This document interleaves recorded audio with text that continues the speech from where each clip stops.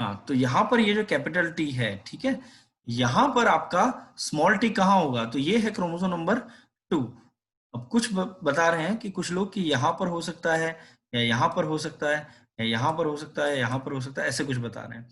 यहाँ पर कभी भी स्मॉल टी नहीं होगा, ठीक है, स्मॉल टी कभी भी इस क्रोमोसोम पे नहीं होगा क्योंकि ये क्रोमोसोम नंबर 2 है। स्मॉल टी वहीं पे होगा जहां पर कैपिटल टी जिस क्रोमोसोम पे होता है, मतलब ये भी क्रोमोसोम नंबर 1 पे ही होगा, जो आई थिंक प्रियांशी बता भी रही थी। लेकिन प्रियांशी की गड़बड़ ये थी कि प्रियांशी ने मुझे बताया कि इस क्रोमोसोम पे यहाँ कहीं होगा, है ना, right? Yes sir, yes sir. हाँ, लेकिन वो भी गड़बड़।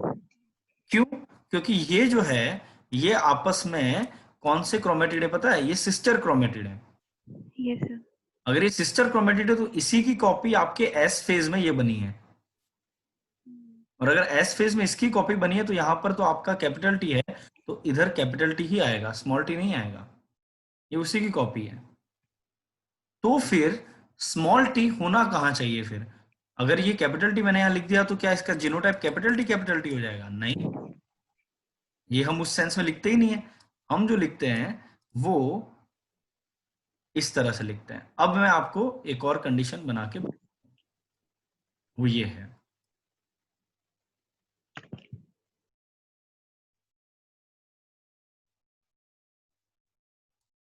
कलर पे मत जाना कि सर ने रेड कलर लिया है, ये भी मैं नीचे लिख रहा हूं क्रोमोसोम नंबर 1।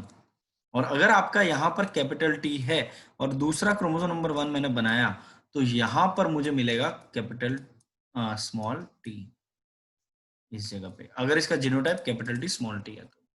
और यहाँ स्मॉल टी है तो यहाँ पर भी स्मॉल टी ही होगा, क्योंकि ये इसी का सिस्टर क्रोमेटिड है, इसी की कॉपी हुई है। कौन सी फेज में? तो एस फेज में, एस फेज में ये इसका कॉपी है, एस फेज में, ठीक है, ये आपका हो गया एस फेज में इसकी कॉपी, तो यहाँ पर कैपिटल टी होगा आपका, भले इसका genotype small T capital T है। तो ये दूसरा क्रोमोसोम नंबर 1 कहाँ से आया? अभी आपको समझ में आया गड़बड़ कहाँ हुई है या कंफ्यूजन है? सब क्लियर हो गया। ये किसकी आवाज थी? सर अदिति। अदिति, ओके, अदिति को क्लियर हो गया। मनीषा, साक्षी, प्रियांशी एंड वर्तिका, आपको क्लियर हुआ मैं क्या कह रहा हूँ? यस सर, क्लियर हो गया। है ना? मतलब ये इसके साथ क्या है, ये क्रोमोसोम नंबर 2 था, यहाँ पर आपका कभी भी स्मॉल टी नहीं हो सकता। हमें बहुत बेसिक्स के साथ समझना पड़ेगा। और सोचो हमारे बेसिक्स, मैंने एक ही सवाल पूछा, उसमें आंसर गड़बड़ आ रहा है ना? तो कहीं ना कहीं हमें अच्छे से बेसिक्स करते हुए आगे जाना है। तो ये चीजें मैं चेक करूंगा आज के लेक्चर में, और मुझे आइडिया आ जाएगा कि अच्छा आपका इतना डेप्थ है, उसके अकॉर्डिंग नेक्स्ट लेक्चर से आपकी स्पीड पकड़ेंगे हम, है ना? ठीक है, तो ये मेरा तरीका है पहले लेक्चर में आइडिया लेने का कि बच्चों का क्या स्टेटस है। तो यहाँ पे मुझे समझ में आया कि आपने सेल डिवीजन को जेनेटिक्स से अच्छे से कनेक्ट नहीं किया है। यहाँ पर ये चीज आपको समझ में आनी चाहिए कि ये होमोलोगस क्रोमोसोम जो है, क्रोमोसोम नंबर 1 और ये वाला 1, ये होमोलोगस क्रोमोसोम है, मतलब सेम क्रोमोसोम है। तो दो क्रोमोसोम मैंने क्यों बनाए? क्योंकि ये फादर से आया हुआ क्रोमोसोम है, ये मदर से आया हुआ क्रोमोसोम है, ठीक है, ये पैटर्नल और मैटरनल क्रोमोसोम है। और इनका ये एक्चुअल में तो ऐसे सिंगल सिंगल थे, बस ये तो एस फेज आपकी जब आई तब ये डुप्लीकेट हुए हैं, इसलिए अब आपके पास ऐसा स्ट्रक्चर आ गया, क्रोमोसोम नंबर 1 and 1। ये फादर का ले लो लेट्स से, और ये मदर का हो गया। ये तो एस फेज में आपने डुप्लीकेट कर दिया इसको और इसको भी सेल डिवीजन के पहले, इसलिए अब यहाँ पर अगर आपका कैपिटल टी है तो इसका डुप्लीकेट ही तो है ये, तो यहाँ पर कैपिटल टी होगा। और अगर यहाँ पर कैपिटल टी है तो यहाँ पर आपका स्मॉल टी होगा, तो यहाँ पर भी उसी पोजीशन पे स्मॉल टी आएगा। ये कंडीशन होती है जब हम कैपिटल टी स्मॉल टी लिखते हैं, तो हमें रटना नहीं है कि ये कैपिटल टी स्मॉल टी हो गया है, हम विजुलाइज किए बिना आगे बढ़ जाते हैं।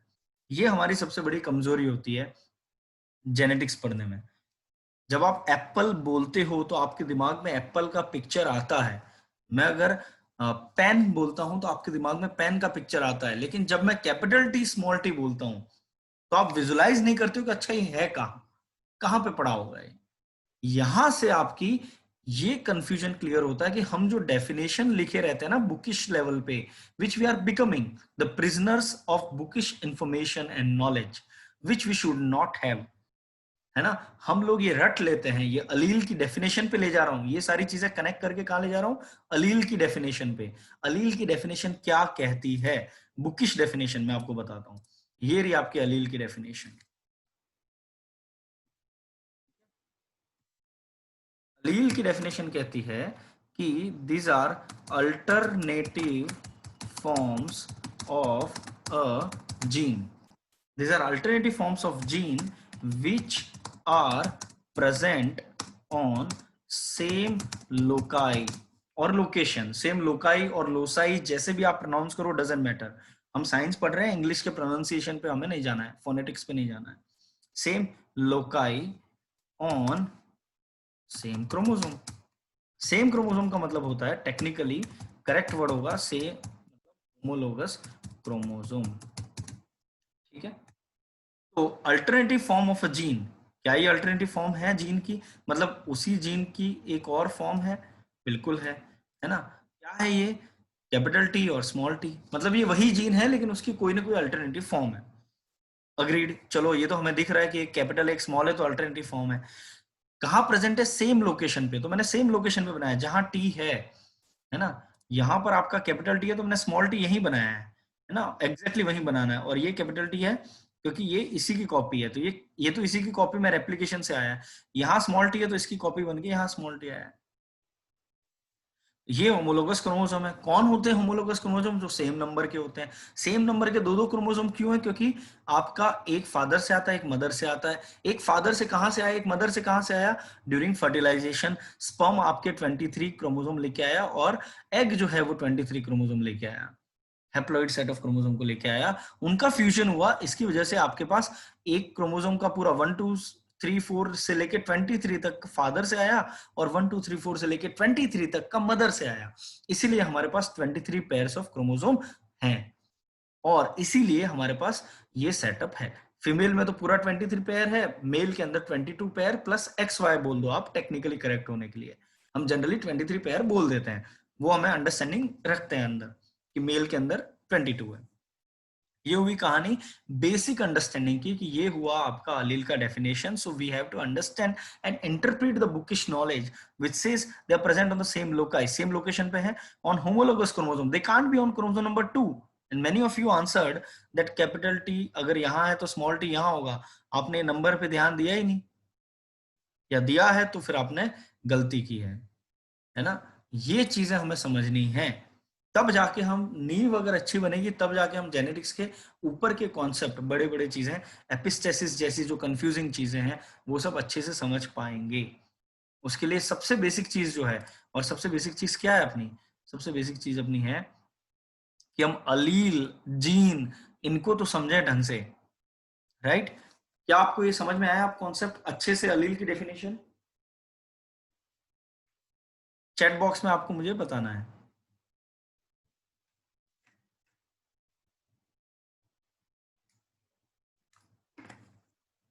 ओके, प्रियांशी, वर्तिका, अदिति और साक्षी को क्लियर है ना?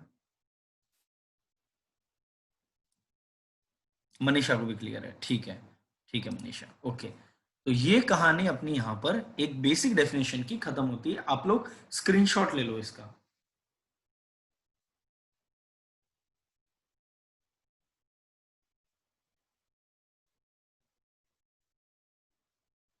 ओके, आई होप आपने स्क्रीनशॉट ले लिया होगा। अब बात आती है कि हमने ये जो बना दिया था, हमने ये जो बना दिया था,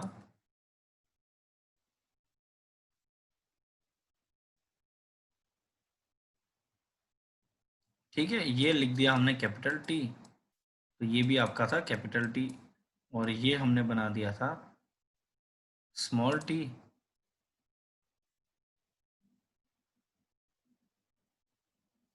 है ना।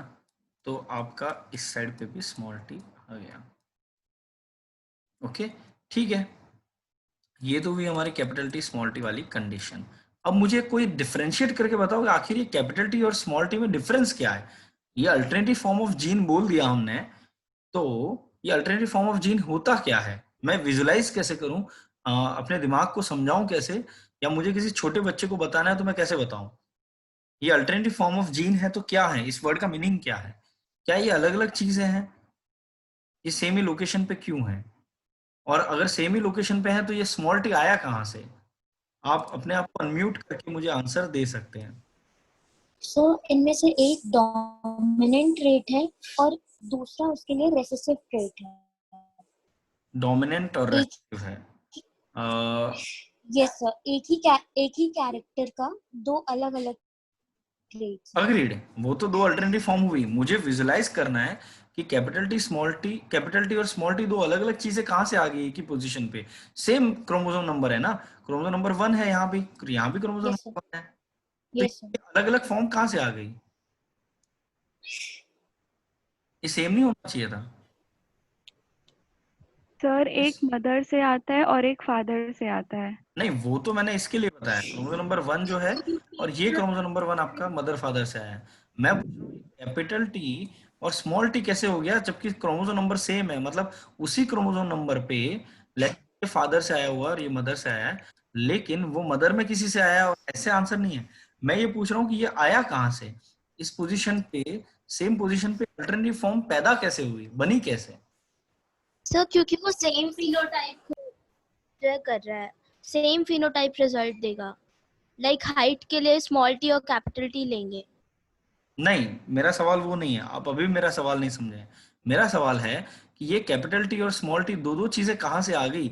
एक, अगर ये आपका क्रोमोसोम है, ठीक है, तो यहाँ पर अगर कैपिटल टी है तो उसी पोजीशन पे सेम क्रोमोसोम नंबर पे स्मॉल टी कैसे बन गया, ये बन कैसे गया, ये कैपिटल टी होना चाहिए था या फिर दोनों स्मॉल टी होने चाहिए थे। नेचर में ये दोनों चीजें कहाँ से आई, ये इवॉल्व कहाँ से हुआ, इवोल्यूशन कहाँ से हुआ इसका।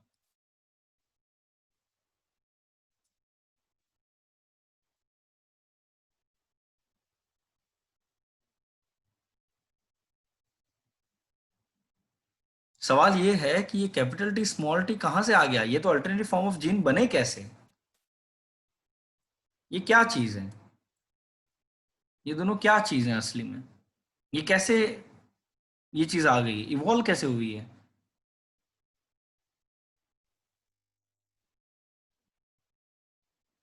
Yes, I am waiting for answer.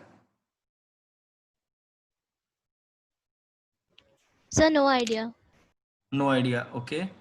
बाकी लोग, अदिति। Sir no idea. नहीं प्रियांशी, सेग्रीगेशन नहीं है।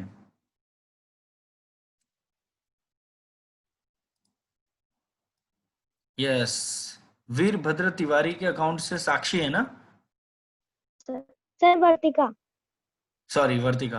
बेटा आप सही में कल अगले लेक्चर से अपना ओरिजिनल नाम लिख देना, ठीक है, इस लेक्चर के टाइम। यस सर, यस हाँ, मैं, सर, यस सर। क्योंकि मैं दिमाग लेक्चर में रहता है ना तो मैं नाम पे फोकस नहीं कर पाता हूँ। ठीक है। वीर, मतलब वर्तिका ने जो आंसर दिया है that is the perfect answer. Mutation during evolution, mutation से आया है। ठीक है, तो वर्तिका आपको क्या लगता है, मतलब आपको ये लगता है कि ये भी कैपिटल टी था और इसका म्यूटेशन होके स्मॉल टी बन गया है। सर हो सकता है स्मॉल टी हो, उसका एवोल्यूशन होके कैपिटल टी बन गया हो, वो नेचुरल सिलेक्शन पे भी डिपेंड करता है sir.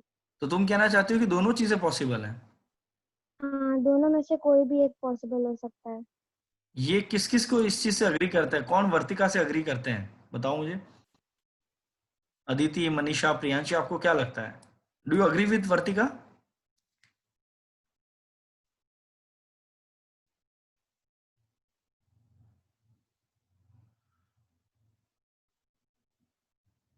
No, they don't want to share their idea on that. Okay, तो वर्तिका इज एब्सोल्युटली राइट, ये दोनों कोई भी हो सकते हैं, कैपिटल टी पहले हो और फिर स्मॉल टी आया हो, मतलब ये सिर्फ टी के टर्म्स में नहीं था मेरा क्वेश्चन, और उसने सही इंटरप्रीट भी किया है। मेरा क्वेश्चन था कि कैपिटल आर हो या टी हो या पी हो या क्यू हो, है ना, वो अपनी स्मॉल फॉर्म में आया हो या स्मॉल पहले आया और बाद में डोमिनेंट फॉर्म आया हो, दैट डजंट मैटर। ये चीजें म्यूटेशन से हुई हैं इवोल्यूशन में, और जो नेचुरल सिलेक्शन है उसने उसको चूज किया है। परफेक्ट आंसर यही मैं एक्सपेक्ट कर रहा था। ठीक है, तो वेल डन वर्तिका, ये आपकी अंडरस्टैंडिंग बता रहा है मुझे कि आपको जेनेटिक्स कैसे समझ में आई है। चलिए, तो ये तो हुआ एक बात। अब ऐसा तो क्या हुआ होगा, अगर मैं और इसको अच्छे से समझने की ट्राई करूं अलील वर्ड को ही, तो कैपिटल टी और स्मॉल टी में म्यूटेशन हुआ होगा, तो क्या हुआ होगा कि ये स्मॉल टी में कन्वर्ट हो गया। म्यूटेशन ने क्या इफेक्ट दिया होगा?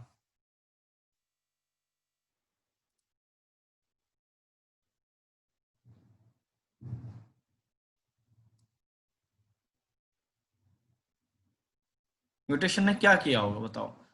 ऐसा क्या किया होगा कि एक टॉल बन गया, एक ड्वार्फ बन गया? टॉल जो होता है, पी प्लांट की अगर हम बात करें तो अलग अलग प्लांट में टॉलनेस की रेंज अलग होगी। पी प्लांट में 6-7 फीट का होता है, और ड्वार्फ जो होता है वो 0.75 से 1 फीट का होता है ना। ये तो डेटा हो गया, आपको कोई डेटा नहीं पूछेगा, आप टेंशन मत लेना, ये मैं बस आपकी जानकारी के लिए बता रहा हूँ, जीके के लिए। लेकिन ऐसा क्या हो गया कि लेट्स अज्यूम कि लेट्स से वो कैपिटल डी था पहले और बाद में स्मॉल टी बना, एक कंडीशन हम अज्यूम करें, तो ये 6-7 फीट वाला जो है उसको आप बायोलॉजिकली मतलब अंदर कैसे इंटरलाइज करोगे कि ये 1 फीट का हो गया? ऐसा क्या हुआ होगा इसमें? म्यूटेशन हुआ। तो म्यूटेशन ऐसा क्या कर देगा यहाँ पे कि 6 फीट वाली चीज 1 फीट में कन्वर्ट हो गई। सर अमाइनो एसिड्स की सीक्वेंस में चेंज। ये वर्तिका का ही आंसर है। अमाइनो एसिड की सीक्वेंस में चेंज हुआ, उससे आपका लेट्स से बिल्कुल सही आंसर दिया आपने Vartika. It changes the sequence of amino acid. हाँ, कुछ कह रहे हो आप? Sir yes, waiting. हाँ, क्या कह रहे हो? Sir it's Srishti not Vartika. Sorry sorry, Srishti. Srishti, ठीक ठीक ठीक, सृष्टि बिल्कुल सही बोला आपने। अमाइनो एसिड वाला जो आपने बताया ना, वो बिल्कुल सही है। ठीक है, मैं लिख भी देता हूं कि आपका म्यूटेशन जो हुआ उसकी वजह से क्या हुआ होगा कि आपका अमाइनो एसिड सीक्वेंस चेंज हुआ। अमाइनो एसिड सीक्वेंस चेंज होने से आपका प्रोटीन डिफरेंट बना। ठीक है, या तो आपका प्रोटीन बना ही नहीं, या आपका लेस एफिशिएंट बना, या आपका सेम बना। 3 कंडीशन होती हैं।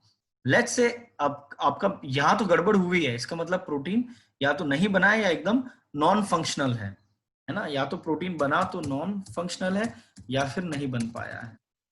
तो हम इस चीज को समझ रहे हैं कि प्रोटीन बना लेकिन म्यूटेशन की वजह से वो फंक्शनल नहीं है, और फंक्शनल नहीं है इसीलिए वो स्मॉल टी में कन्वर्ट हो गया, और उसकी वजह से वो नहीं बन पा रहा है। तो अब इसको हम समझेंगे कैसे, वो भी मैं बना रहा हूं। लेट्स अज्यूम कि ये जो आपका टी था, ये जो टी था ना, ये और ये जो स्मॉल टी था, उन दोनों में क्या कहानी है? Let's see that. ये जो कैपिटल टी था उसमें let's say A T G ji C ji A T C ऐसा कुछ सीक्वेंस है, और म्यूटेशन हो जाने के बाद आपका सीक्वेंस जो है वो हो सकता है ए टी टी सी जी सी जी ए सी सी, ऐसा कुछ हो गया। इसका मतलब एक्चुअल में आपका क्या कहानी हुई कैपिटल टी से स्मॉल टी में कन्वर्ट होने में, कि कुछ न्यूक्लियोटाइड चेंज हो गए आपके, और कुछ न्यूक्लियोटाइड आपके है ना चेंज होने से आपका अमाइनो एसिड चेंज हुए।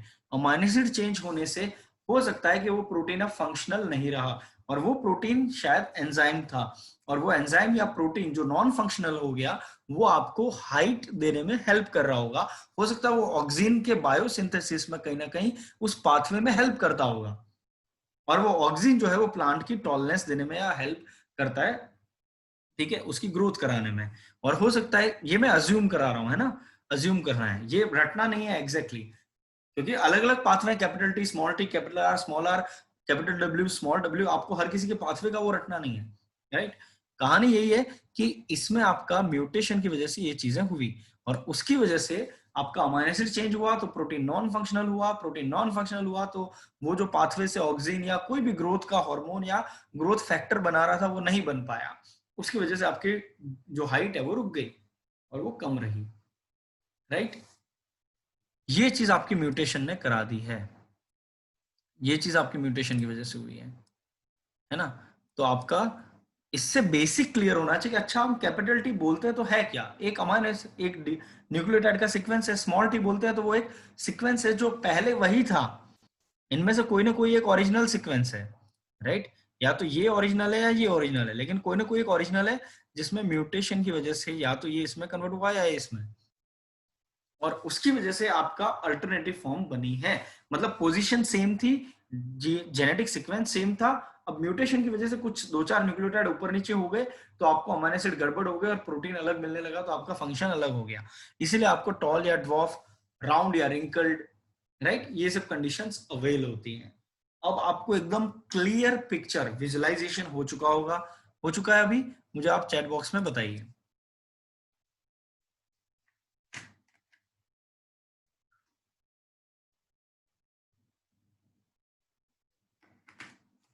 ओके, सभी का मुझे रिप्लाई आ गया है, सबको क्लियर हो गया है ना? ठीक है, ओके।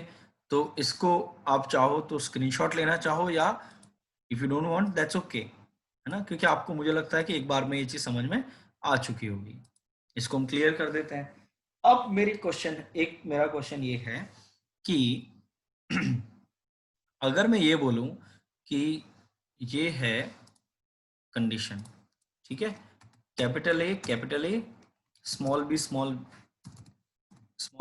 बी ये है, ठीक है।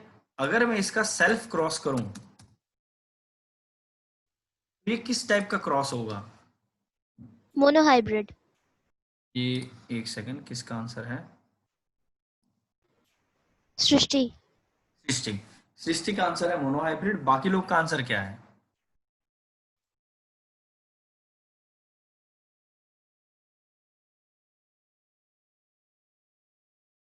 वर्तिका, अदिति, मनीषा? Sir monohybrid. एक काम करो, आप लोग मुझे चैट बॉक्स में ही आंसर दे दो सभी लोग, ताकि मुझे क्लियर हो जाएगा तुरंत। प्रियांशी का आंसर आ चुका है।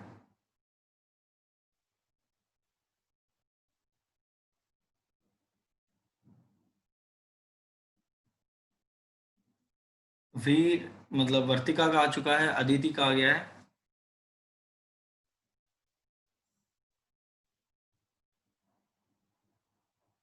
मनीषा का भी आ गया है। ठीक है, सो मोर और लेस सभी ने मुझे आंसर दे दिया है कुछ, और सभी ने मोर और लेस मोनोहाइब्रिड बोला है, which is correct. Priyanshi monohybrid cross है। ये 3 जीन मैंने लिख देने से ये ट्राई हाइब्रिड नहीं होगा, ठीक है। ये जीन 3 लिख देने से ट्राई हाइब्रिड नहीं होगा।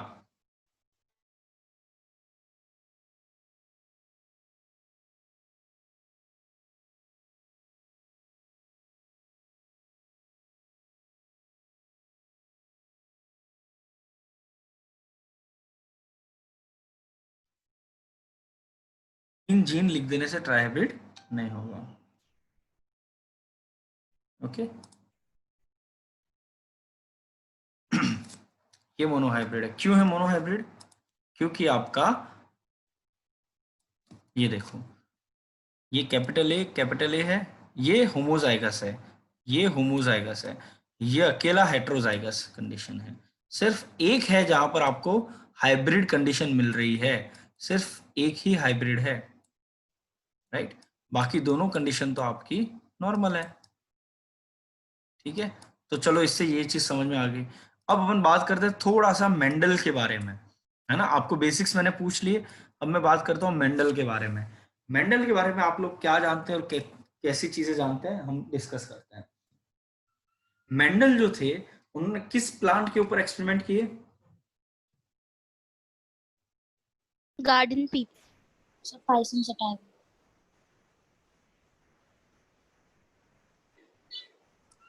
गार्डन पी के ऊपर, हाँ, yes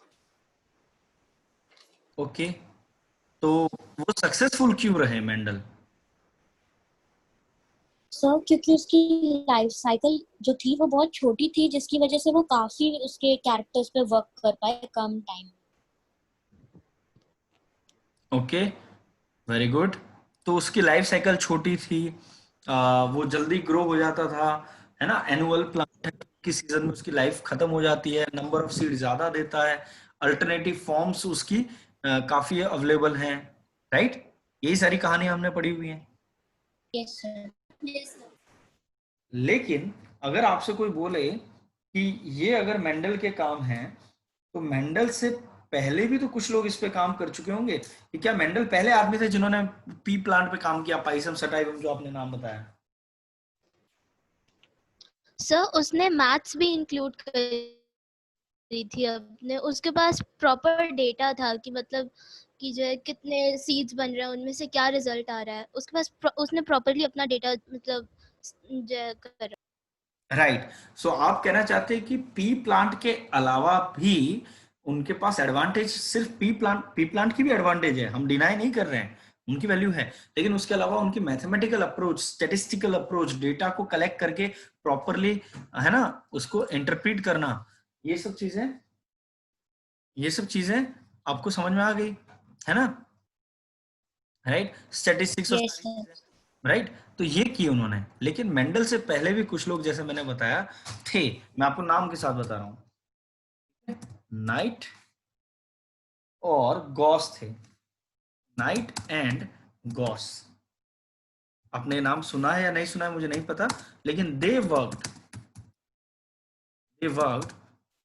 on P plant before Mendel. ये भी आपको बता देता हूं मैं, फैक्चुअल चीज, कि ऐसा नहीं है कि मेंडल पहले आदमी थे और पी प्लांट बड़ा जबरदस्त है इसीलिए वो सक्सेसफुल हो गए, नहीं। वो दोनों चीजें हैं, पी प्लांट की जो एडवांटेजेस हैं वो भी हैं, और मेंडल की जो थिंकिंग कैपेसिटी थी, जो मैथमेटिकल अप्रोच थी, स्टेटिस्टिकल अप्रोच थी, उन्होंने 3 4 5 जनरेशन तक काम किया, एक ही जनरेशन पे गिव अप नहीं किया। अगर एक ही जनरेशन पे रोक दिया होता तो वो कभी इंडिपेंडेंट असॉर्टमेंट समझ ही नहीं पाते। सिर्फ आपके नॉर्मल चीजें उनको समझ में आती, आपका सॉरी, जो लॉ ऑफ डोमिनेंस या सेग्रीगेशन की चीजें वो भी उनको क्लियरली नहीं समझ में आती, क्योंकि वो सिर्फ एक ही चीज समझते, लॉ ऑफ डोमिनेंस आपका F1 में दिख जाता है, लेकिन उसके बाद F2 के अंदर आपको पता चलता है कि अच्छा ये सेग्रीगेट भी होते हैं, है ना। वो सारी चीजें आपको कहाँ अच्छे से समझ में आती है, तो वो F2 में समझ में आती है। तो अगर उन्होंने F1 जनरेशन पे रोक दिया होता, एक ही जनरेशन उनके बच्चे देखे होते, तो गड़बड़ हो जाती। अब ये चीजें उनको महान बनाती हैं, है ना। तो हमें ये भी समझना है कि मेंडल की खुद की कुछ क्रेडेंशियल्स थे जिस वजह से उन्होंने इतना अच्छा अचीव किया है जेनेटिक्स में। ये नहीं है कि पी प्लांट की तारीफ की जाए, पी प्लांट के अंदर अच्छे कैरेक्टर थे।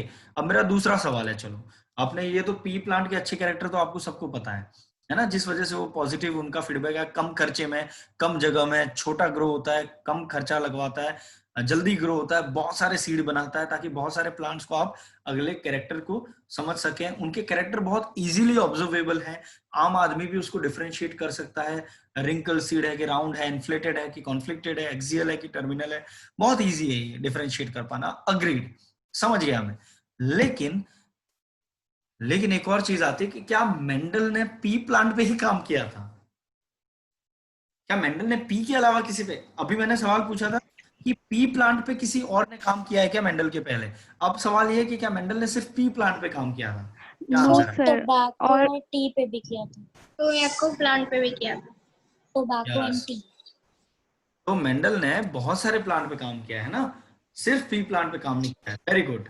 तो मेंडल ने, है ना, लैब पे भी काम किया है, हॉकवीड पे भी किया है, तो ऐसे बहुत सारे प्लांट्स पे मेंडल ने काम किया हुआ है। वो सक्सेसफुल नहीं हुआ है, इसीलिए जो पब्लिश करके दिया है डेटा, वो जो मेजर फोकस है वो उनका पी प्लांट पे रहा। अब अगला सवाल, मेंडल के हम कितने कॉन्ट्रास्टिंग पेयर ऑफ कैरेक्टर समझते हैं या पढ़ते हैं अपने यहाँ जो टेबल दी रहती है एनसीईआरटी लेवल पे यूजुअली? सर 7। 7, है ना, 7। तो आपको क्या लगता है मेंडल ने ये 7 कैरेक्टर्स पे काम किया है? हाँ,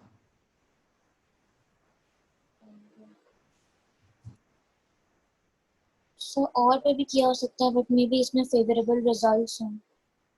वेरी गुड अदिति। बाकी लोग क्या लगता है? डेटा आपको आइडिया है कितने पेयर्स? तो हम ये 7 इसलिए पढ़ते हैं क्योंकि इनको कंस्ट्रक्टिव कंट्रास्टिंग ट्रेट्स हैं। तो 7 कॉन्ट्रास्टिंग ट्रेट्स ही है मेंडल, जो पी प्लांट है जिसपे मेंडल ने काम किया है वो 7 ही है, यही आप कहना चाहती हो?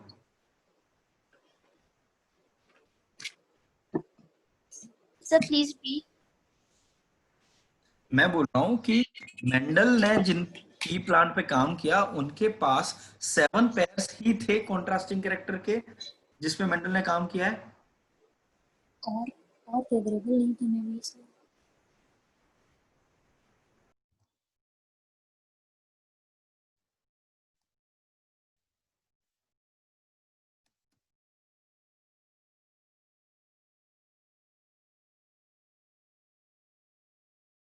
Sir no. No idea. ठीक है, मैं आपको आंसर देता हूं। The answer is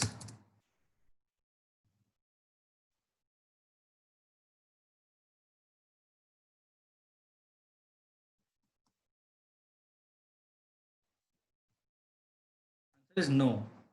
He worked with 34 pairs of character. फिर वो आदमी आए 22 pairs of character पे। Then he came down to 7। 34 से काम स्टार्ट किया था, उनको कुछ रिजल्ट समझ नहीं आया, उन्होंने उसको छोटा किया, 22 पेयर्स पे आए, फिर और छोटा किया क्योंकि वहां भी रिजल्ट उनको उनकी समझ में आ ही नहीं रहे थे वो डेटा। फिर वो 7 पेयर्स ऑफ कैरेक्टर पे आए जहां पर डेटा उनकी अंडरस्टैंडिंग के अंदर आया कि अच्छा हाँ यहाँ पर ये सेम पैटर्न दे रहे हैं 9:3:3:1 वाला, या मोनो हाइब्रिड में 3:1 वाला F2 रेशो। वो जो टिपिकल रेशियोज हमने पढ़े हुए हैं ना 9:3:3:1 3:1 वाले, वो रेशोज ये 7 पेयर्स में उनको ठीक से दिख पाए। बाकी में कहीं कोई पैटर्न ही नहीं समझ में आया, किसी अलग अलग चीजें थी। अब कोई बता सकता है कि ऐसा क्यों हुआ होगा? वो भी तो 34 पेयर ऑफ कॉन्ट्रास्टिंग कैरेक्टर थे, तो उनमें मेंडल को अपना डेटा क्यों नहीं मिला होगा?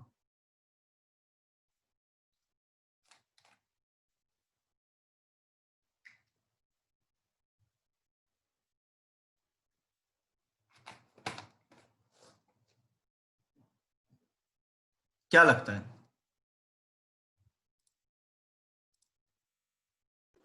Very good. So may be वो ऑब्जर्व ना किया जा सके हम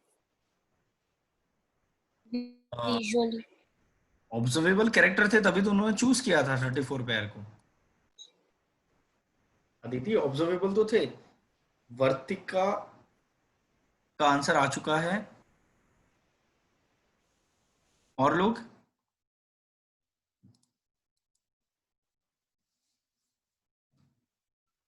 अदिति का आंसर मिल गया, वर्तिका का मिल गया। अदिति ने मतलब ऑन माइक बता दिया, वर्तिका ने मुझे चैट बॉक्स में बता दिया। And Vartika is absolutely right. बाकी लोग का मैं वेट कर रहा हूं बस, फिर मैं एक्सप्लेन कर देता हूं। यस प्रियांशी, है ना? करेक्ट। लिंकेज हो सकता है, को डोमिनेंस हो सकता है, जो मेंडेलियन डेविएशन है वो हो सकती है ना? जो डेविएशन हम पढ़ते हैं ना, को डोमिनेंस, इनकम्प्लीट डोमिनेंस, ये सारी चीजें भी हो सकती है। लिंकेज का कोई इशू हो सकता है, इसी वजह से शायद आपको वो कैरेक्टर्स नहीं दिखे होंगे उनमें, मतलब वो रिजल्ट नहीं दिखा होगा जो हम मेंडल के अंदर पढ़ते हैं, है ना? ये चीज हो गई।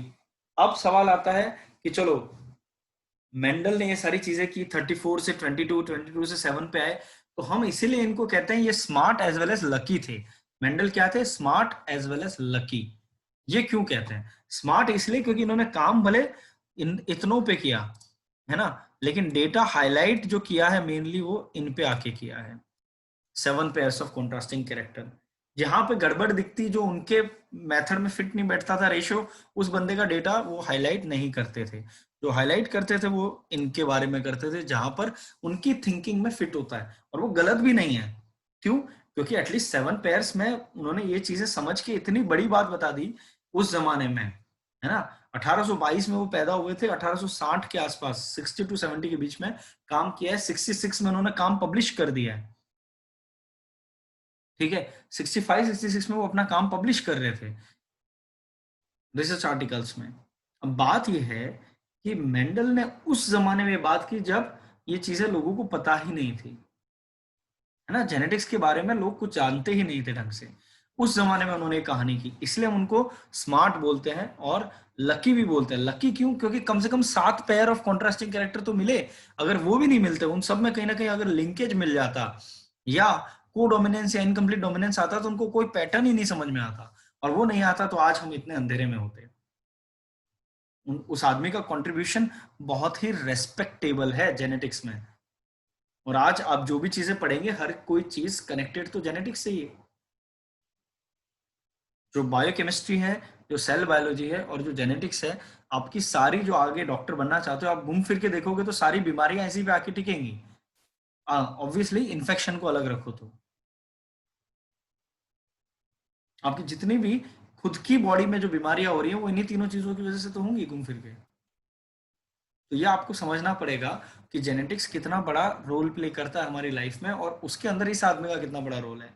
तो ही वॉज लकी कि चलो 7 पैर तो मिल गए। स्मार्ट इसलिए क्योंकि 34 पैर पे काम कर रहे थे, लेकिन आप लोग को 34 पता ही नहीं था। देखो, नहीं पता था ना, क्योंकि हम लोग तो हाईलाइट किए रहते हैं 7 को, लेकिन काम तो उन्होंने इतनों पे किया रखा है। तो आप हिस्ट्री पढ़ेंगे तो उससे एक आइडिया मिलेगा कि लोग रिसर्च में कैसे प्रोसीड करते हैं। इसलिए हिस्ट्री बहुत जरूरी है जाननी, थोड़ी बहुत, है ना। पूरी जानो या ना जानो, थोड़ी बहुत आइडिया आपको होना चाहिए। तो ये हुआ आपका 7। तो आपको एक चीज क्लियर होगी कि मेंडल के अलावा भी पी प्लांट पे कुछ लोग काम कर चुके थे। अच्छा ये बताओ कि क्या सिर्फ स्टैटिस्टिक्स की वजह से ये मेंडल इतने सक्सेसफुल हुए? नाइट एंड गॉस ने पी प्लांट पे काम किया था, लेकिन उनके फेल होने के अंदर, उनके नहीं सक्सेसफुल होने के पीछे एक बहुत बड़ी चीज है। और वो बहुत बड़ी चीज क्या है पता है? उन लोग ने बहुत ज्यादा character at a time study किए। मेंडल ने क्या किया कि मेंडल ने ध्यान दिया 1 या 2 या 3 कैरेक्टर पे एट अ टाइम। उसमें क्या है आप समझ सकते हो कि अच्छा टॉलनेस विद रिंकल सीड या राउंड सीड, है ना, या tallness with round seed with axial position of flower या टर्मिनल पोजीशन ऑफ फ्लावर। तो इनको 2-3 कैरेक्टर में तो आप चीजें समझ पाओगे, इंटरप्रेट कर पाओ। उससे ज्यादा लोगे तो आप इंटरप्रेट ही नहीं कर पाओगे। उससे ज्यादा की चीजें होंगी तो आप कैरेक्टर इंटरप्रेट कैसे करोगे, उनके क्रॉस कैसे समझोगे, उनकी स्टैटिस्टिक्स पूरी मेस्ड अप हो जाएगी। और फिर इतने लोगों के इतने सीड, आप 1000 सीड ले रहे हो, उन सब 1000 सीडों के ऊपर आप उनकी 5-5 जनरेशन 4-4 जनरेशन स्टडी कर रहे हो। कितना टीडियस जॉब है ये। पूरा आदमी मेस्ड अप हो जाए अगर वो उसको डेटा प्रॉपरली ना ले और कम जीन्स के साथ या कम फैक्टर्स के साथ स्टार्ट ना करे, है ना। जीन तो हम लोग बोलते हैं जीन या अलील। अलील का ओरिजिनल टर्म उन्होंने जो दिया था वो था फैक्टर्स, और उनका मानना था कि ये फैक्टर्स हैं जो इस तरह के कैरेक्टर दिखाते हैं। उस टाइम पे ये बात बोलना बहुत बड़ी चीज थी। क्यों मैं ऐसा कह रहा हूँ? क्योंकि उस टाइम पे जो डार्विन के शिष्य थे, जो डार्विन के फॉलोअर्स थे, उन्होंने इनकी बड़ी मजाक बनाई। उन्होंने बोला कि मेंडल साहब बताओ हमें कहाँ पे हैं आपके फैक्टर्स, दिखाओ। अब फैक्टर्स तो क्या हुए, एक तरीके से अलील हुए, जीन के अल्टरनेटिव फॉर्म हुए, जीन की फॉर्म हुए। तो जीन कहां से दिखाए वो आदमी जब लोगों को ये तक नहीं पता था कि डीएनए का स्ट्रक्चर क्या है। डीएनए का स्ट्रक्चर आपका 1952-53 में पता चल रहा है लोगों को, और ये बात है 1866 की, करीब 90 साल पहले की, है ना। राइट। तो 90 से ज्यादा साल पहले डीएनए का स्ट्रक्चर पता लगने से पहले ये आदमी जीन लेवल की बात कर रहा था। कहां से दिखाते ये? तो इनके लिए दिक्कत थी, ये नहीं दिखा पाए तो इन लोगों ने मजाक उड़ाई कि इनके कोई फैक्टर है ही नहीं। और फिर उन्होंने ये भी किया कि चलो ये जो पी प्लांट में किया है ये मुझे इसमें करके बता दो, उस प्लांट में करके बता दो। तो वो हर प्लांट में तो सक्सेसफुल नहीं था, राइट। क्योंकि कहीं ना कहीं आपका कोई लिंकेज आ जाएगा, कहीं पे कोडोमिनेंस आएगा, तो ये हर प्लांट में नहीं दिख पाने की वजह से उन्होंने और उसकी खिल्ली उड़ाई। तो मेंडल ने बहुत ह्यूमिलिएशन का सामना किया है। जो रेस्पेक्ट उनको मिलनी चाहिए थी वो नहीं मिली। तो फिर ये जो मेंडल ने लॉ दे दिए वो कब दिए, ये बताइए मुझे।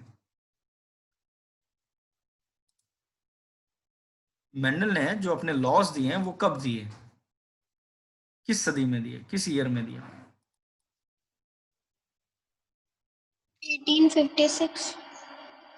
1866 ये मनीषा का आंसर है। बाकी लोग? सर उन्होंने अपने रिजल्ट्स 1856 से 1863 तक वो एक कंक्लूजन पे प्रॉपर पहुंचाए थे। 1856 टू 1863। ओके ओके, ये उन्होंने अपने लॉस दिए, ठीक है। बाकी किसका? अदिति और मनीषा का आंसर मिला। बाकी लोग?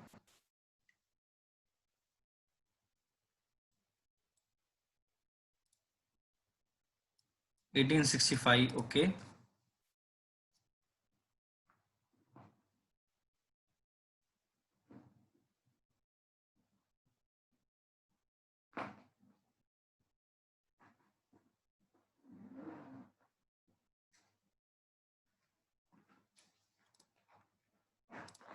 बाकी लोग के आंसर, प्रियांशी क्या लगता है?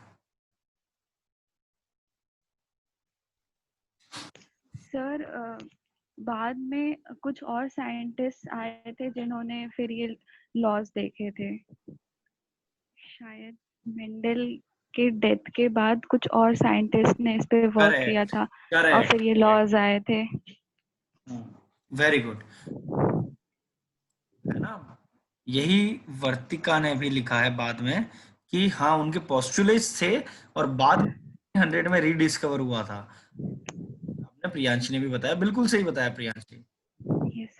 यही आंसर सही है। जो है उन्होंने कभी, मेंडल ने अपने लॉस दिए ही नहीं है। मेंडल के पोस्टुलेट्स थे, उन्होंने अपना जो डेटा था वही चुपचाप रख दिया था।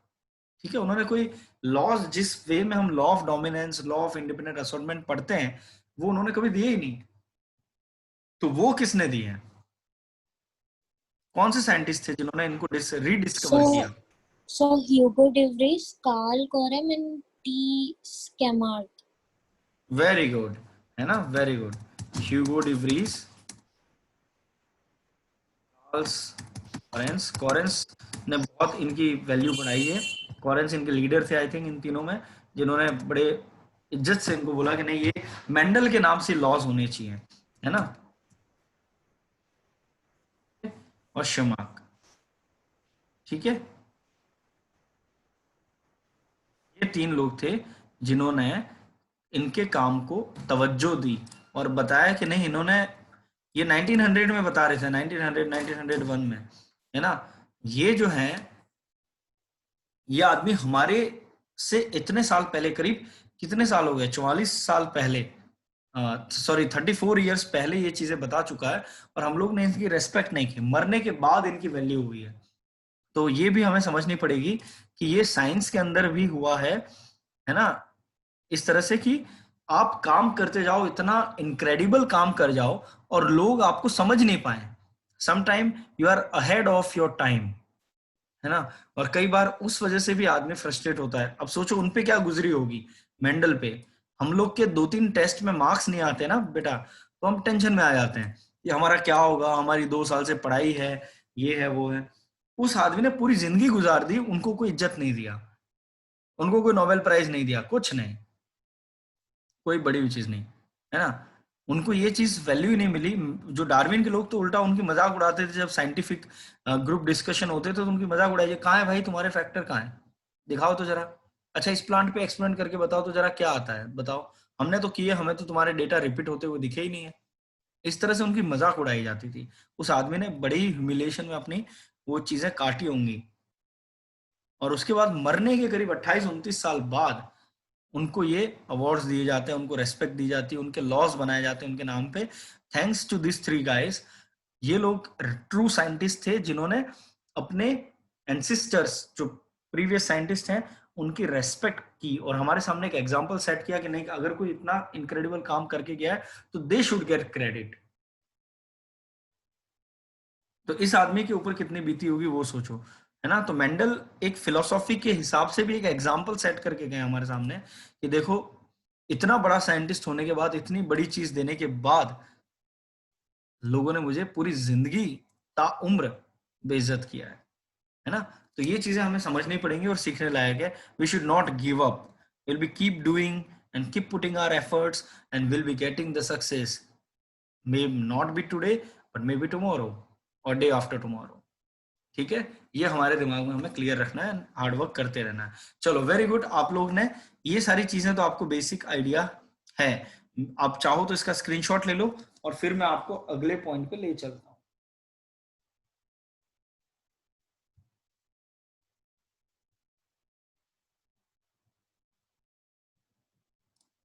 ओके, आई होप आपने वो ले लिया होगा screenshot.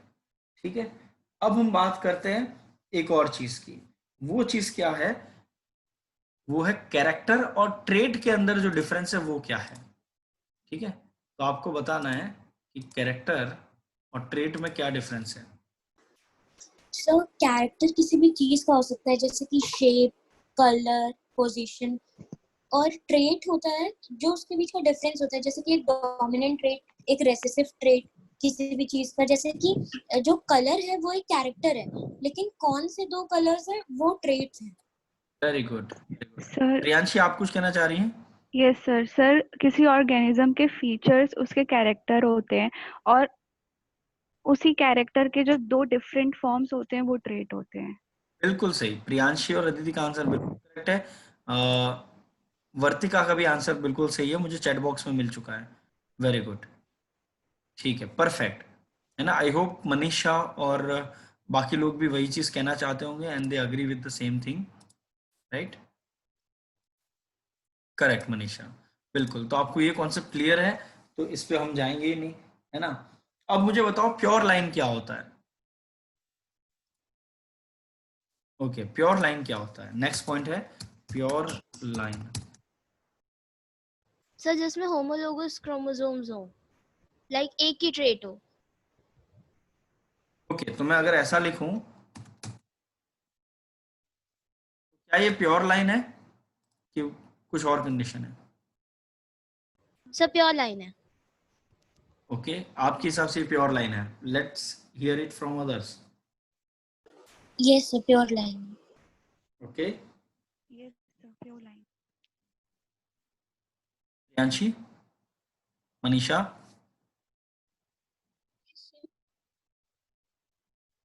Same?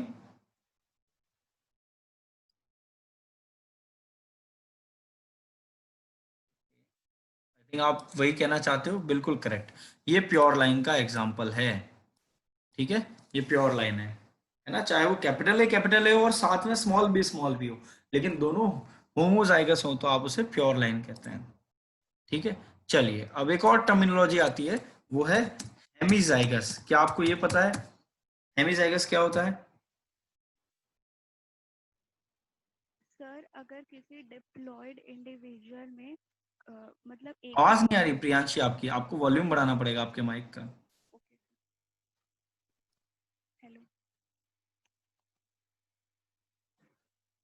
Sir. Hemizygous means किसी एक डिप्लॉयड में अगर किसी जीन की एक ही कॉपी हो।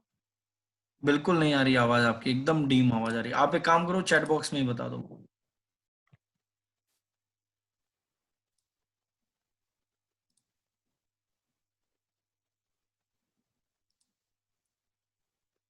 बाकी लोग का आंसर क्या है? तो जैसे मेल्स में हेमीजाइगस कंडीशन होती है XY। ओके, ये साक्षी है ना, सृष्टि। सृष्टि, सॉरी, सृष्टि। और प्रियांशी कुछ कहना चाहती है। प्रियांशी की आवाज ही सही नहीं आ रही, मुझे मैसेज कर दिया ना। यस सर जैसे मेल्स भी हेमीजाइगस होते हैं कलर ब्लाइंडनेस के लिए। राइट राइट राइट, परफेक्ट, है ना। तो आप एक्स वाई क्रोमोसोम को एकदम क्लासिकल एग्जांपल ले सकते हो, है ना। जो अपना यस सर। मेल है ना, इसको आप क्लासिकल एग्जांपल ले सकते हो हेमीजाइगस कंडीशन के लिए। तो मोर और लेस यस, ने वही लिखा है। बिल्कुल बिल्कुल बिल्कुल, मिल गया मुझे आपका मैसेज प्रियांशी, ठीक है, परफेक्ट, है ना। तो ये हो गई आपकी हेमीजाइगस कंडीशन। फिर होता है फिनोटाइप और जीनोटाइप। तो ये तो आपको मुझे लगता है पता ही है, जब आपको हेमीजाइगस पता है तो फिनोटाइप और जीनोटाइप तो आपको पता है, ये टर्मिनोलॉजी, ठीक है। अब एक टर्मिनोलॉजी आती है फिनोकॉपी। इसका आंसर कौन बताएगा? Phenocopy.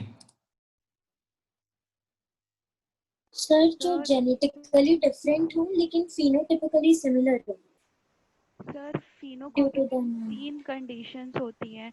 Genotype different, environment different, but phenotype same आता है। Phenotype different, environment different, but phenotype same आता है, yes sir. Right, correct correct. Sir वही चीज अदिति भी बोल रही थी इन अ वे। मनीषा आप कुछ कह रही थी? Same and phenotype different, or phenotype same and environmental same. Yes, correct correct correct, ठीक है, ठीक है, चलो गॉट इट। तो आप लोग को ये चीज पता है फिर, है ना, कोई दिक्कत नहीं है। तो आपने ये जो आंसर्स दिए हैं उससे ये चीज क्लियर है कि आपका ये वाला पार्ट भी क्लियर है, फिनोटाइप जीनोटाइप क्लियर है, फिनोकॉपी क्लियर है, हेमिजाइगस क्लियर है, pure line, character and trait, ये सारी बेसिक डेफिनेशन जो है वो आपको क्लियर है और दिमाग में फिट है। That's perfect. ठीक है, चलो अब हम आगे बढ़ते हैं फिर और अगले टॉपिक पे मूव करते हैं। ठीक है,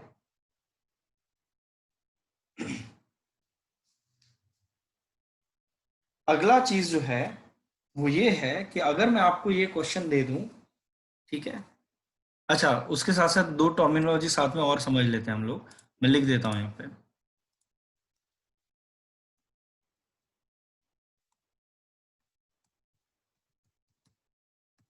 ये क्या होता है ये बता दो। सर इमैस्कुलेशन मतलब रिमूवल ऑफ स्टेमन, और ये क्यों करते हैं? ताकि जो सेल्फ फर्टिलाइजेशन ना हो जाए फ्लावर की। सेल्फ फर्टिलाइजेशन ना हो।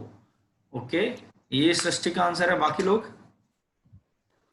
सर इसमें आंसर को रिमूव कर देते हैं इमैच्योर स्टेजेस में, और ये सेल्फिंग प्रिवेंट करता है। Correct, good. तो अदिति और सृष्टि के आंसर मुझे मिल गए। बाकी लोग को भी आई थिंक सेम थिंकिंग है उनकी इस बारे में, है ना? तो ये भी आपका आंसर राइट है। Okay Priyanshi, got it. ठीक है, वेरी गुड। ये आपका हो गया इमैस्कुलेशन बैगिंग, है ना? ये वाले पार्ट भी आपको क्लियर है। अच्छा मुझे एक चीज बता दो, और ये चैट बॉक्स में प्राइवेटली भेजो, है ना? ये आपको उस पे नहीं बताना, माइक पे नहीं बताना है। ठीक है, बिल्कुल मनीषा, आपका भी आंसर राइट है। अब आपको मुझे ये बताना है, आप लोग को चैट बॉक्स में प्राइवेटली क्या बताना है, मुझे बताओ जल्दी से कि पोड का जो कलर है ना, पोड का जो कलर है वो ग्रीन है या येलो है, कौन सा डोमिनेंट है? डोमिनेंट पोड कलर आपको मुझे मैसेज करना है।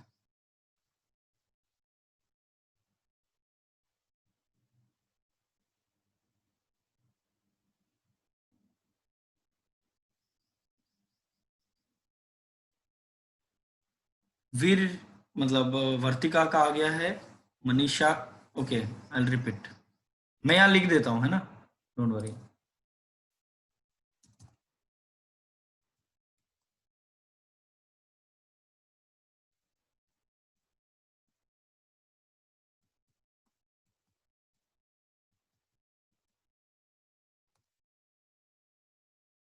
मनीषा अब आपको मिल चुका होगा, क्वेश्चन आपके सामने है।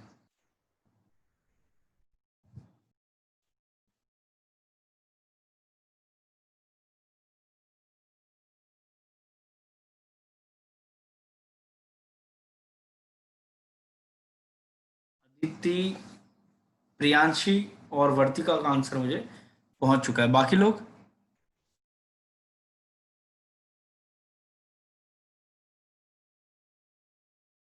इतना टाइम क्यों लग रहा है रे?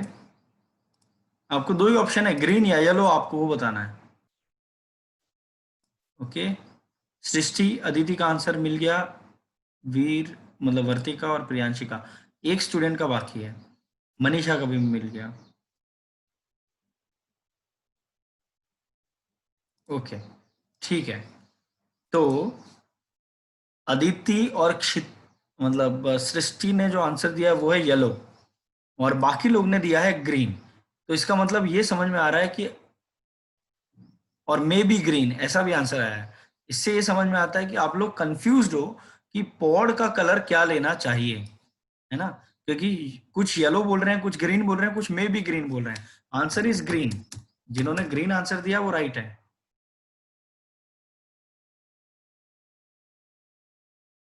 प्रियांशी, आप कंफ्यूज्ड हो ये नहीं बोल रहा हूं मैं, ठीक है? आपने तो ग्रीन दिया है, मैं ओवरऑल बात कर रहा हूँ, बाकी में जो मेरे पास बाकी किसी के स्टूडेंट्स के मैसेज आए हैं उस पे, ठीक है?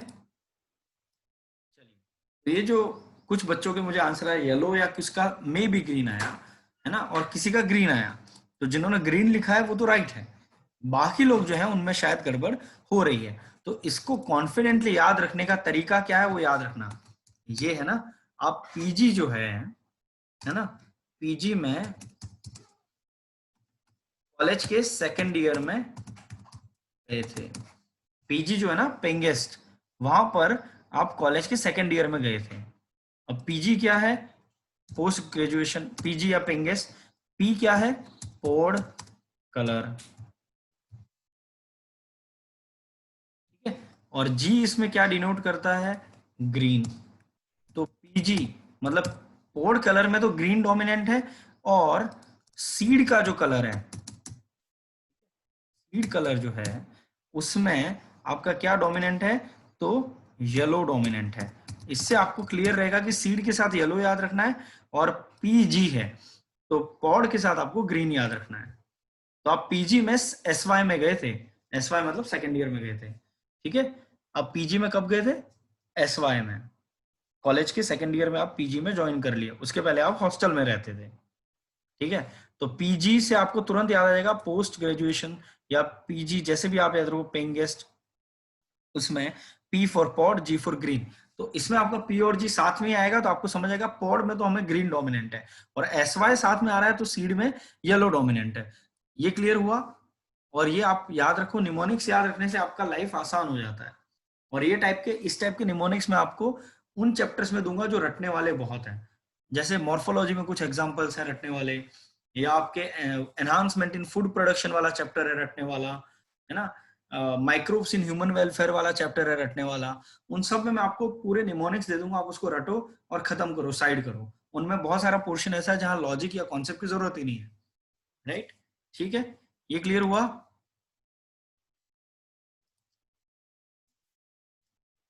पीजी में हम लोग एसवाई में गए थे,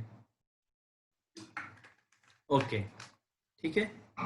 तो इस स्टेज पे आपसे ये गलती नहीं होनी चाहिए कि आप येलो या ग्रीन के बीच में कंफ्यूज हो रहे हो, है ना। आप लोग ने इतने अच्छे अच्छे आंसर दिए हैं, फिनोकॉपी का आंसर जो है वो अच्छा आंसर माना जाता है, बाकी सब तो बहुत इजी थे क्वेश्चन थे।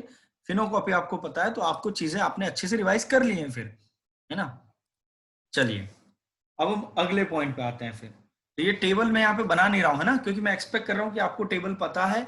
जो सिर्फ एक ही चीज कंफ्यूजिंग होती है वो होता है पॉड और सीड के कलर में लोग कंफ्यूज होते हैं कि डोमिनेंट कौन सा है, क्योंकि दोनों में ग्रीन और येलो आते हैं। तो उसका मैंने आपको सॉल्यूशन दे दिया, ठीक है। चलिए अब मेरा अगला सवाल है, मैं इसको इरेज कर रहा हूं, ठीक है। अब मेरा अगला सवाल है कि अगर मैं ऐसा लिखूं कैपिटल टी और स्मॉल टी, ठीक है, तो और मैं ये लिखूं कि टी जो होता है, लेट्स से यहां पर मैं ब्रैकेट में फिर ये भी लिखूंगा कि capital T codes for tallness, let's say, ये अज्यूम करना है ना, ये सच्चाई नहीं है, टॉलनेस एंड टफ स्टेम। और स्मॉल टी जो होता है, small t codes for dwarfness and weak stem. ये दो कंडीशन है, ठीक है। Codes for tallness and tough stem, dwarfness and weak stem. अब आप मुझे बताइए कि अगर मैं ये कैपिटल टी स्मॉल टी लिखूंगा तो इसका फिनोटाइप क्या होगा। सर हाइब्रिड टॉल और टफ स्टेम होगी। आपको मुझे चैट बॉक्स में बताना है, फिनोटाइप बताना है सिर्फ, कि टॉल और टफ स्टेम या ड्वार्फ और वीक स्टेम या क्या होगा।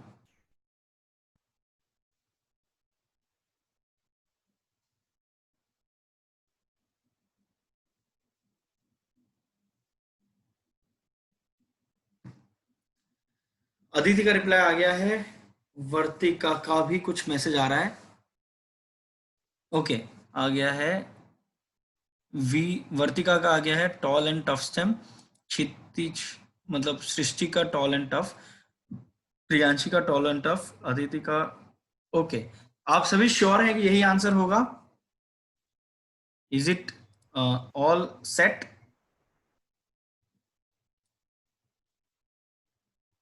And you are sure? Okay, Aditi का आंसर आ गया यस।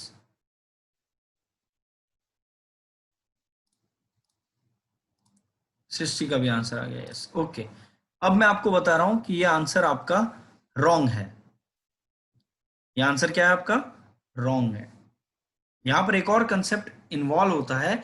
ये जो तरीका है, जब आपका एक ही अलील है या एक ही जीन है वो दो चीजों के लिए कोड कर रहा है, टॉलनेस और टफ स्टेम के लिए, तो कैपिटल टी स्मॉल टी, अगर मैं आपको ये भी बोल दूं कि capital T small T is always toll,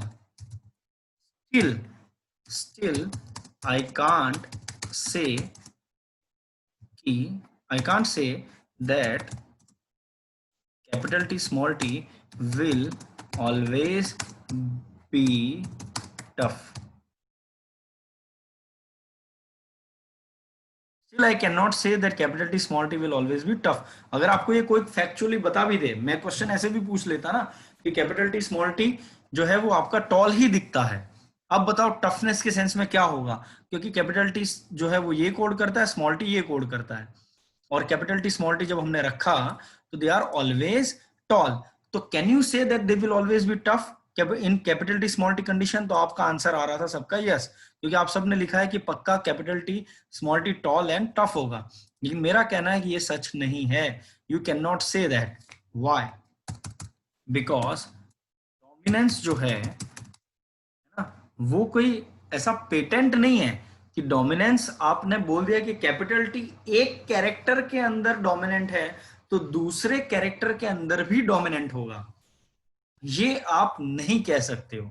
dominance by an allele is not for each character a code,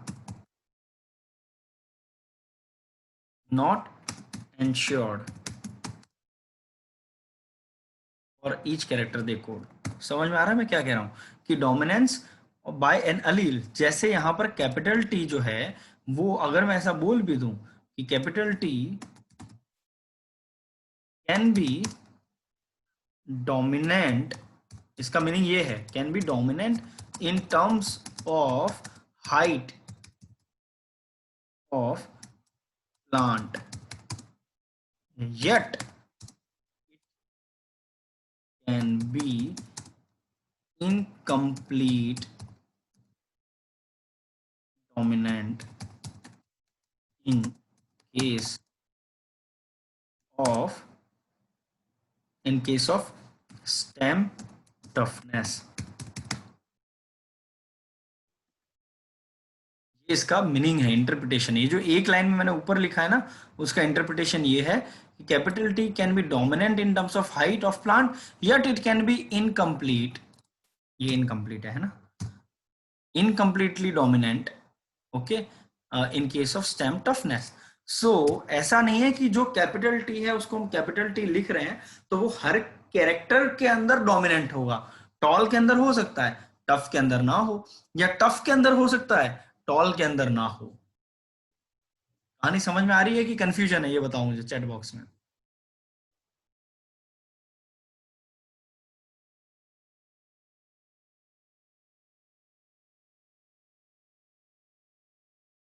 Priyanshi, वर्तिका को आ गया है, मनीषा को कंफ्यूजन है। एक बार और बता देता हूं, कोई बात नहीं बेटा, मैं फिर रिपीट करता हूं, ठीक है। कैपिटल टी स्मॉल टी अगर मैं बोलूं और मैं अज्यूम करूं कि T codes for tallness and tough stem और small t codes for dwarfness and weak stem, तो टॉलनेस की टर्म्स में ये डोमिनेंट हो सकता है, it can be dominant in case of tallness, but ये जो स्टेम टफ रखना है या वीक रखना है, ये कैपिटल टी स्मॉल टी आने पे जरूरी नहीं है कि वो टफ रखे, ये हो सकता है मीडियम स्ट्रेंथ हो, एकदम टफ भी नहीं एकदम वीक भी नहीं, ये हो सकता है इनकम्प्लीट डोमिनेंट हो, जिसकी वजह से मीडियम लेवल ऑफ टफनेस हो सकती है।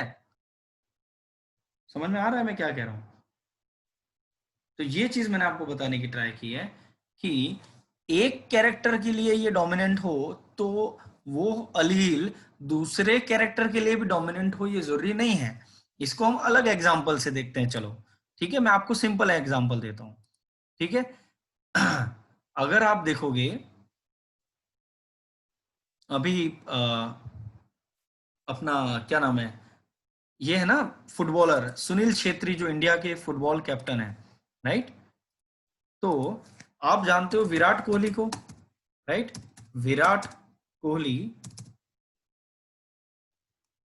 और सुनील छेत्री जो हैं, ये दो लोग हैं, इन दोनों के बीच में मुझे गेम करना है। ठीक है, मैंने विराट कोहली को लिख दिया कैपिटल वी और सुनील छेत्री को मैंने लिख दिया स्मॉल वी। ठीक है, दोनों स्पोर्ट्स पर्सन है। अब अगर मैं ये बोलूं कि इन दोनों का अगर मैं क्रिकेट मैच कराऊं, ठीक है, तो इन terms of cricket capital V will be totally dominant, but in case of football what will happen, जब फुटबॉल की कैरेक्टर की बात होगी तो capital V won't be dominant. समझ में आया मैं क्या कह रहा हूं? तो अगर एक ही आदमी से दो कैरेक्टर होते, अगर विराट कोहली फुटबॉलर भी होते और खेलते भी हैं, एक्चुअल में वो अच्छा फुटबॉल खेलते हैं, लेकिन सुनील छेत्री से तो अच्छा नहीं खेलते हैं, right? He is one of the best in India in football, Sunil Chhetri, right? और विराट कोहली जो है वो इंडिया के one of the best batsman है, क्रिकेटर है। तो आप क्रिकेट की बात करोगे तो capital V will be dominant, but यही कैपिटल वी को आप कंपेयर करोगे स्मॉल वी से फुटबॉल के गेम में दूसरे कैरेक्टर में, तो ही वोंट बी डोमिनेंट। समझ में आया अभी? अभी एकदम क्लियर है कि नहीं? क्रिस्टल क्लियर है कि नहीं है? आपको कहीं भी ऐसा लगे, जैसा मनीषा ने क्लियरली बताया कि नहीं सर आप एक बार और बता दो, कोई दिक्कत नहीं है, मैं बता दूंगा, है ना? आप निश्चिंत रहो उस चीज के लिए, बस आपको ईमानदारी से बोलना है कि सर क्लियर है कि नहीं, है ना? मैं फिर एक्सप्लेन कर दूंगा, मैं कोई एग्जांपल लेके जैसे विराट कोहली का लेके समझा दिया, है ना, कोई एनालॉजी देके हम समझेंगे। लेकिन आप झूठ मत बोलना कि हाँ सर समझ गया, आगे बढ़ते रहो। हमारा टारगेट सिलेबस कराना नहीं है। आप जिस स्टेज पे हो वहां पर वैसे भी सिलेबस तो पूरा होना नहीं, आपको कॉन्सेप्ट समझते जाना है। मैं आपको सिर्फ कॉन्सेप्ट्स पे जंप करा रहा हूँ, आप देख रहे होंगे, मैं आपको कोई थ्योरी वीरी नहीं लिखवा रहा हूँ। चलिए, तो इसका स्क्रीनशॉट लो क्योंकि ये जरूरी है आपको समझना। इसका स्क्रीनशॉट पक्का लो सभी, इसको रिवाइज करना। अगर बाद में भी आपको कोई कंफ्यूजन हो, मुझे आप पर्सनली मैसेज कर सकते हैं। मैं जब भी फ्री होऊंगा लेक्चर से, है ना, तो आपको आंसर दे भी दूंगा। चलिए, वेरी गुड, ये क्लियर है ना? अब मैं इसको क्लियर कर रहा हूं। अब मैं एनसीईआरटी में इसी चीज का एग्जांपल क्या दिया हुआ है वो बताता हूं। ये गेम मैंने उल्टे तरीके से कैपिटल टी के टर्म्स में पूछा आपको, है ना? मैंने डायरेक्टली एनसीईआरटी का जो जीन बताया हुआ है वो नहीं पूछा, जो ये कैरेक्टर दिखाता है वो है आपका एनसीईआरटी के अंदर राउंड एंड रिंकल सीड बनाने वाला कैरेक्टर। कैपिटल बी और स्मॉल बी की जो बात आती है ना, मैं उसकी बात कर रहा हूं। कैपिटल बी स्मॉल बी जो है वो प्लियोट्रॉपी शो करता है, ठीक है?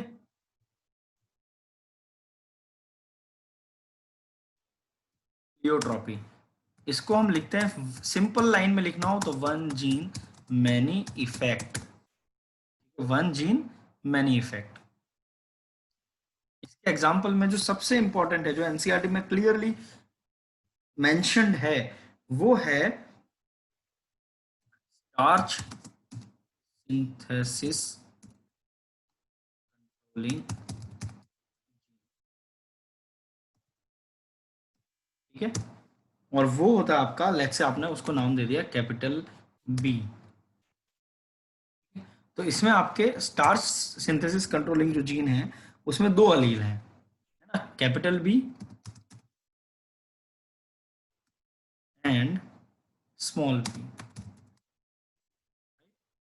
Capital B and small B.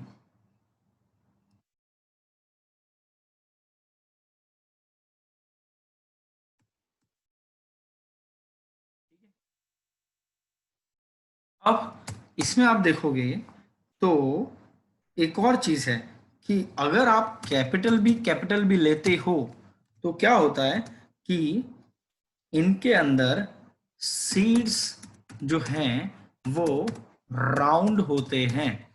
Seed क्या होते हैं? राउंड होते हैं। और स्टार्च का जो ग्रेन है उसकी जो साइज है वो आपकी होती है लार्ज साइज। इसमें आप कैपिटल बी स्मॉल बी लेते हो तो सीड्स जो हैं वो आपके अभी भी राउंड ही होते हैं, लेकिन स्टार्च ग्रेन की साइज अगर लूं तो वो आपके होते हैं इंटरमीडिएट,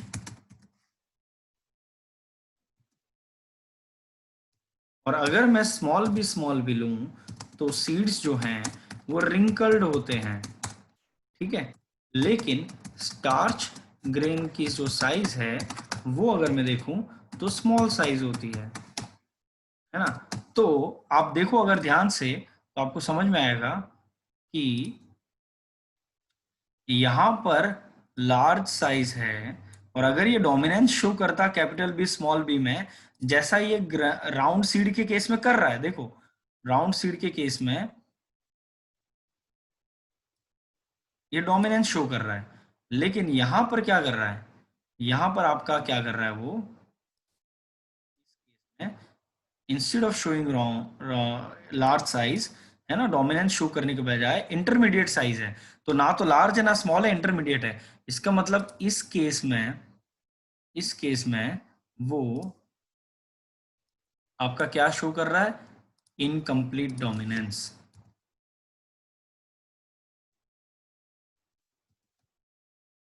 और ये वाले केस में आपका क्या कर रहा है, ये वाले केस में आपका कर रहा है कंप्लीट डोमिनेंस। समझ में आया ये आपको? ये एग्जांपल आपको पूरा आना ही चाहिए पक्का, ठीक है।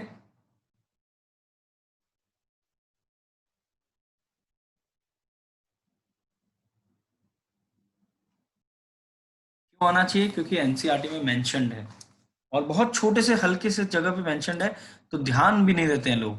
और इसकी वजह से आपने ध्यान दिया होता तो ये पहला क्वेश्चन जो मैंने आपको पूछा था, इसी से वो इंटरप्रिटेशन आती है क्या, कि एक कैरेक्टर के लिए, राउंड के लिए तो ये डोमिनेंट है, लेकिन यही कैपिटल बी अपना डोमिनेंस स्मॉल बी पे नहीं दिखा पाता जब साइज बतानी हो ग्रेन्स की। स्टार्च ग्रेन की साइज यहाँ पे इंटरमीडिएट हो जाती है, ठीक है। तो आपका जो दादागिरी है, डोमिनेंस है, वो कहां पर दिखता है? तो आपका डोमिनेंस वहां पर दिखता है जहां पर आपका एक कैरेक्टर के टर्म्स में है, सेकंड कैरेक्टर में जरूरी नहीं, हो सकता है दिखाए, हो सकता है ना भी दिखाए, दोनों पॉसिबिलिटी है। मैं ये नहीं कह रहा कि हमेशा इनकम्प्लीटली डोमिनेंट होगा या को डोमिनेंस होगा, या कभी वो दूसरे कैरेक्टर में कंप्लीटली डोमिनेंट नहीं होगा, नहीं, हो सकता है वो वहां पर भी दिखाए, लेकिन जरूरी नहीं है कि वो दिखाए। ये समझना जरूरी है। क्या ये कॉन्सेप्ट क्लियर हुआ अच्छे से सबको? अब जो ये स्टार्च ग्रीन वाला मैंने बताया, याद रहेगा ये भी सबको?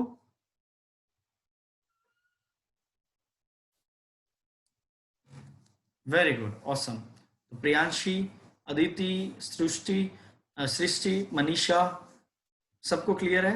ग्रेट।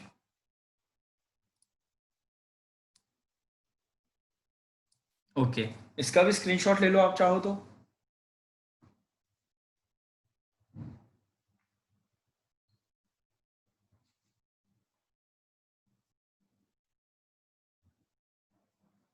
आई होप आपने स्क्रीनशॉट ले लिया है।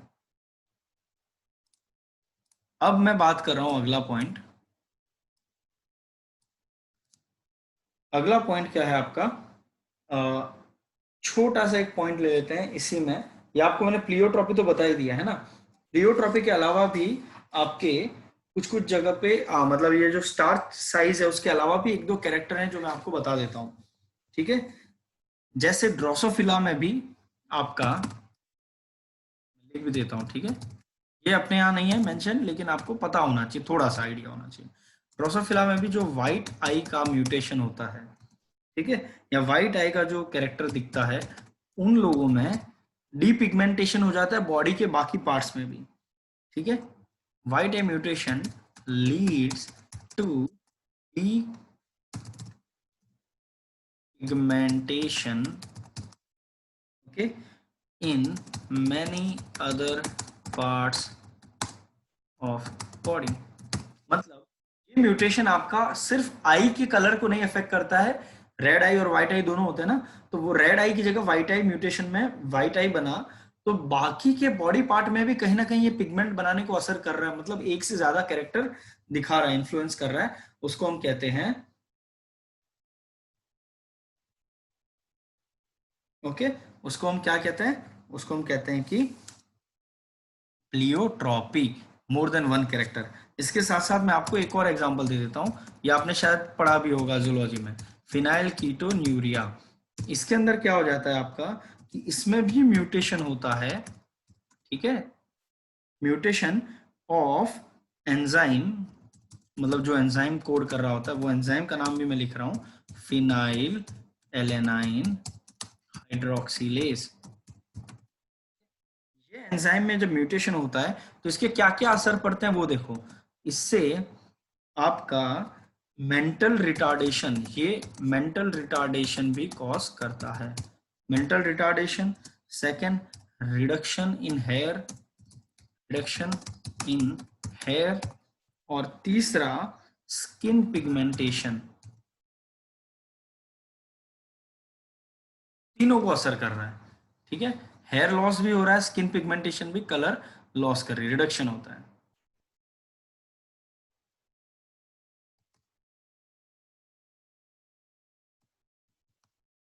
तो एक से ज्यादा कैरेक्टर यहां पर भी अफेक्ट हो रहे हैं, है ना। इसमें हमारे सामने कोई क्रॉस या ये सब नहीं दिया हुआ है, और ये चीज ऑलरेडी ज्यादा डिटेल में मैंने बता दी है। आपके काम का जो है वो स्टार्च वाला है, ये थोड़ा सा अपन आइसोलेटेड और थोड़ा आगे के लेवल पे चले गए हैं 5%। ये भी आपको समझ गया, इसका भी आप स्क्रीनशॉट ले लो। फिर सिंपल चीज मैं ये बताना चाह रहा हूँ कि ड्रोसोफिला में भी कोई ऐसे कैरेक्टर हैं जो एक से ज्यादा, एक ही जीन एक से ज्यादा कैरेक्टर को असर कर रहा है। यहाँ पे आई के साथ साथ बॉडी पार्ट के कलर को भी अफेक्ट हो रहा है, यहाँ पे न्यूरोनल डैमेज भी हो रहा है, मेंटल रिटार्डेशन हो रहा है, हेयर लॉस हो रहा है, स्किन पिगमेंटेशन पे भी असर पड़ रहा है। तो एक से ज्यादा, एक ही एंजाइम शायद अलग अलग पाथवे में असर कर रहा होगा। इसका रीजन ये होता है, मैं रीजन भी बता देता हूँ। बायोकेमिस्ट्री के लेवल पे क्या होगा कि एक ही एंजाइम कई बार, या फिनाइलएलानाइन आपका अमाइनो एसिड है, तो ये अमाइनो एसिड का रोल एक से ज्यादा जगह पे होता है, फिनोटाइप में होता है। तो ऐसे केस में आपका ये असर एक से ज्यादा दिखेंगे, सिंपल सी बात है, ठीक है। ये पार्ट क्लियर हुआ सबको? Let me no.